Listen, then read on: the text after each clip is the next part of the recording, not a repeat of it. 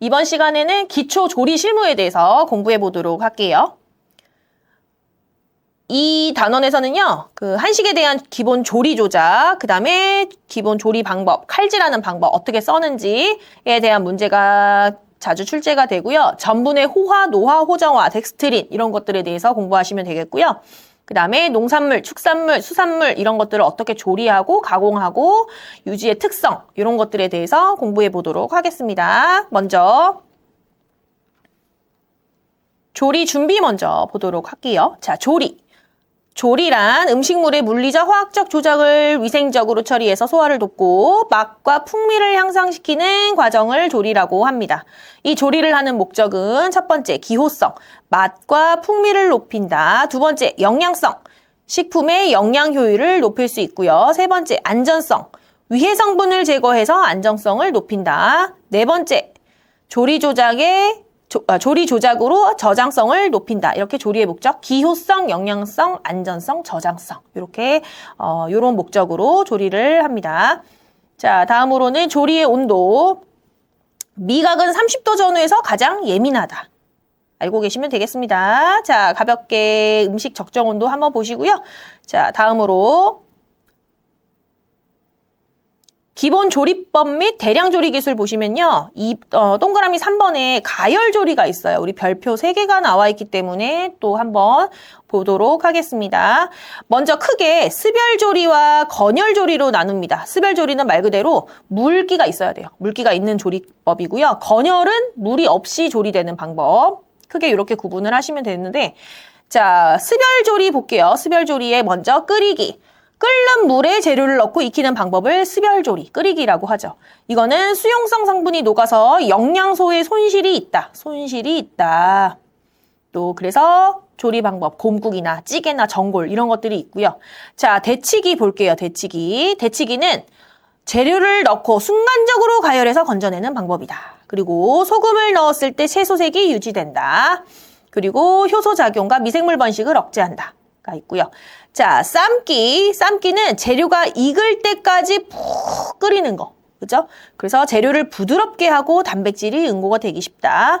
자, 찜. 자, 물이 끓을 때 발생하는 수증기의 자멸로 재료를 익히는 방법이다. 재료의 모양이 그대로 유지되고 영양 손실이 적다. 어떤 식품이 있냐면 떡, 찐빵, 감자 뭐 이런 것도 있다. 만두 같은 거, 그죠? 이런 것들이 있다 보시면 되고요. 자, 건열조리에는 굽기, 열을 가해서 익히는 방법. 볶기는 기름을 사용해서 고온에서 단시간 조리하는 방법. 자, 튀기기 한번 볼게요. 기름을 고온으로 가열해서 익히는 방법. 조리 시간이 짧고 영양 손실이 적다. 단 열량은 높아지겠죠. 기름 속에 담가서 조리를 하기 때문에. 자, 그 다음에 전자레인지 한번 볼게요. 전자레인지는 초단파를 이용해서 익히는 방법이다. 자, 그 다음에 합격 팁 한번 볼까요? 합격 팁. 조리 방법 중에 합격 팁 볼게요. 브레이징. 덩어리 형태의 육류 표면을 갈색이 나도록 구워서 육즙을 가두고, 우리 스테이크 생각하시면 돼요. 육수나 소스를 부어서 오븐에 익혀내는 조리 방법이다. 스튜는 육류나 채소를 볶은 뒤에 육수와 함께 천천히 오래 끓여내는 방법이다. 자, 다음으로 넘어가겠습니다. 요건 이제 칼의 종류, 우리 숫돌로 칼을 갈잖아요. 그 숫돌이 어떤 종류가 있는지, 또 칼을 가는 방법, 이런 것들에 대해서 나와 있으니까요. 한 번씩 읽어보세요. 자, 그 다음에 썰기 방법도 나와 있고요. 뭐, 당겨 썰기, 밀어 썰기, 이런 것들 하면서, 한번 읽어보세요. 자, 그러면 이렇게 재료를 써는 목적이 무엇인지 한번 볼게요. 재료를 조리에 적당한 모양과 크기로 만들어 조리를 하기 쉽게 할 수 있고요. 재료 중에 먹지 못하는 부분 있죠. 먹지 못하는 부분을 정리할 수 있죠. 또 씹기 편하게 만들어서 소화를 돕고 열 전달이 쉽고 양념류를 침투를 좋게 할 수 있기 때문에 썰기를 한다. 쭉쭉 보도록 하겠습니다. 지금 이렇게 재료 썰기 방법은요, 우리 수험자분들이 이제 필기 시험을 합격하시고 실기 시험을 준비하실 때 한식조리기능사 실기 준비하시면서 공부를 하셔야 되는 부분이에요. 그렇기 때문에 요거는 실기를 통해서 공부하시면 더 좋을 것 같습니다. 한 번씩 읽어보시면은 이해가 다 잘 되실 거예요. 자, 식재료 계량하는 방법 볼게요. 이 식재료 계량하는 방법도 출제가 자주 되는 편이니까요. 한 번씩 보셔야 되겠습니다. 자, 계량 도구 볼게요. 우리 실기시험을 보러 준비하실 때도 계량컵, 계량스푼 필수 준비물이죠. 계량컵은 부피를 측정하는 기구입니다. 미국에서는 한 컵을 240ml, 우리나라에서는 한 컵을 200ml로 하고 있다. 계량 스푼은 양념의 부피를 측정하는 데 사용하고 큰 술, 작은 술로 구분한다. 그래서 한 컵은 아까 설명드렸던 것처럼, 방금 설명드렸던 것처럼 우리나라 200ml, 큰 술은 15ml, 작은 술은 5ml라고 보시면 되겠습니다. 자, 그러면 계량하는 방법 매우 중요합니다. 그럼 이런 식품들을 어떻게 계량하냐면 가루냐, 액체냐, 고체냐에 따라서 방법이 조금씩 다르다고 보실 수 있는데요. 자, 먼저 가루 상태, 밀가루나 뭐 설탕 이런 것들이에요. 밀가루, 설탕을 어떻게 계량하냐면 부피보다는 무게를 측정하는 것이 더 정확하고요. 덩어리 없는 상태로 수북하게 담아서 평평한 것으로 깎아서 계량한다. 자, 액체, 물이나 기름, 간장, 식초, 우유를 계량할 때이고요. 투명한 계량컵이나 계량 스푼에 채워서 계량하고요. 평평한 곳에 놓고 눈금과 눈높이를 맞춰서 계량한다. 자, 고체 식품, 뭐 버터나 마가린, 흑설탕 이렇게 딱딱한 거 있죠. 그런 것들은 컵이나 계량 스푼에 가득 채워서 계량하고요. 빈 공간 없이 꾹꾹꾹꾹 눌러서 가득 채워지면 평면이 되도록 깎아서 계량한다. 알갱이 상태, 뭐 쌀이나 팥이나 깨 이런 것들은 계량컵에 가득 담아서 흔들어서 공간을 메운 다음에 평면이 되도록 깎는다. 농도가 큰 거, 고추장, 된장 이런 것들요. 계량컵이나 스푼에 꾹꾹꾹꾹 눌러 담아서 평평한 것으로 고르게 밀어서 평면이 되도록 깎아서 계량한다. 여기 지금 제가 이렇게 줄 쳐져 있는 거 있죠. 수북하게 담는다. 뭐 평평한 곳에 놓는다. 가득 채운다. 꾹꾹 누른다. 흔든다. 이런 것들을 잘 염두에 두고 공부하시면 되겠습니다. 자, 다음으로는 조리장의 시설 및 설비 관리 보도록 할게요. 조리장. 우리 주방을 얘기하는 거예요. 주방, 조리하는 시설. 자, 3가지가 있는데요. 첫 번째, 위생성. 식품이 오염 방지나 환기나 통풍 배수가 잘 돼야 되고요. 능률성. 식품을 구입하고 검수하고 저장이 용이하고 기구나 기구의 배치가 적절해야 되겠고요. 경제성. 경제적이고 내구성이 있어야 된다. 그래서 위생성, 능률성, 경제성. 자, 그럼 이런 조리장의 면적은 식당 면적의 한 3분의 1 정도가 좋다라고 보시면 되겠습니다. 다음으로는요, 조리장의 설비 관리.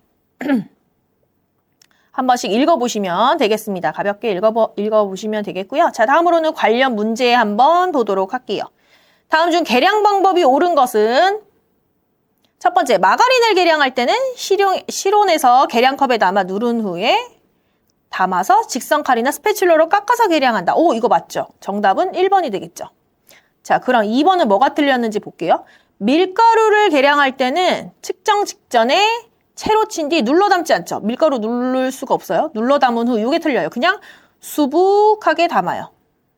그래서 수북하게 담아서 스패츌러로 깎아서 계량합니다. 자, 3번째, 흑설탕을 계량할 때는 채로 칠 수가 없어요. 그죠? 채 안 내려가요, 이거. 그래서 채로 친 뒤라는 단어가 있기 때문에 틀린 거고요. 4번, 쇼트닝 볼게요. 쇼트닝을 계량할 때는 냉장 온도에서, 아니에요. 이건 실온에서. 그죠? 그래서 답은 1번이 되겠습니다. 나머지 2번, 3번, 4번은 정답이 아니다. 라고 보시면 되겠습니다. 자, 다음으로는 넘어가서 8번 문제 한번 보도록 하겠습니다. 스별조리법으로 조리하지 않는 것은 스별. 우리 스별 말고 또 뭐 있었죠? 건열이 있었죠. 반대되는 거. 건열은 물기가 없는 거. 그 다음에 스별은 물기가 있는 거. 자, 답은 3번이죠. 얘는 볶음이기 때문에 건열조리에 들어가요. 그래서 답은 3번이 되겠고요. 자, 그러면 관련 문제 다시 13번 한번 볼게요.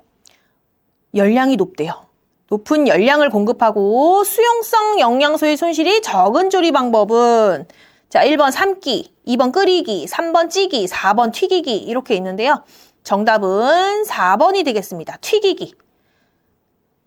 높은 열량, 그죠? 튀기기, 기름 속에 넣으니까 열량 높겠죠. 그 다음에 수용성 영양소 손실이 적다. 그래서 튀기기가 정답이 되겠습니다. 그러면 반대로 수용성 영양소의 손실이 많은 것은 뭐죠? 많은 것은 끓이기가 되겠습니다. 끓이기.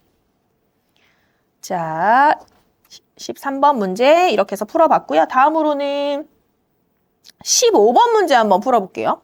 튀김옷에 대한 설명으로 잘못된 것은 1번 글루텐 함량이 많은 강력분을 사용하면 튀김 내에서 수분이 증발되지 못하기 때문에 바삭하게 튀겨지지 않는다. 맞죠? 맞는 내용이죠? 자, 2번 달걀을 넣으면 달걀 단백질이 열에 응고돼서 수분을 방출하므로 튀김이 바삭하게 튀겨지죠. 자, 3번 식소다를 소량 넣으면 가열 중에 이산화탄소를 발생함과 동시에 수분도 방출돼서 튀김이 바삭해져요. 식소다를 넣으면.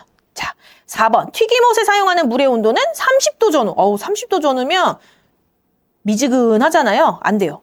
튀김을 할 때는 찬물로 해야 바삭바삭해요. 그래서 정답은 잘못된 거 4번이 되겠습니다.